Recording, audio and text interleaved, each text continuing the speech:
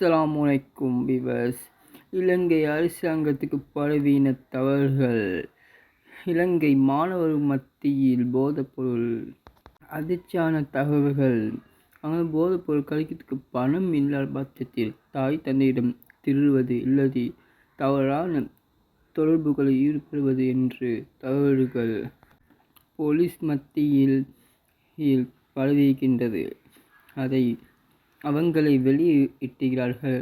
ஆசிரியர்கள் அல்லது பெற்றோர்கள் அவங்களை திருத்த வேண்டும் என இது கடத்தப்பட்ட மாணவியிடம் போலீசார் விசாரணைகள் மேற்கொள்ளப்பட்டதில் அவர்கள் இந்த மாணவியின் உறவினர்கள் என்பது தெரியப்பட்டுள்ளது. இந்த பொருள் சிகரெட் போன்ற வேர்களை மாணவியிடமும் குறித்த நபர்களை விசாரணை செய்வதிடமும் கூட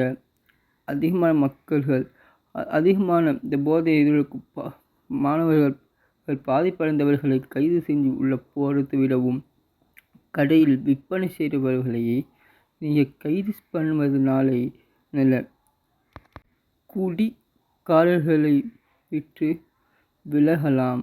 இல்லை அதிகமாக மக்கள் குடி போதைக்கு அடிமை இருந்தாலும் அவங்களுக்கு அதை விட்டுவிட நல்ல ஒரு சந்தர்ப்பமும் இருக்கும்.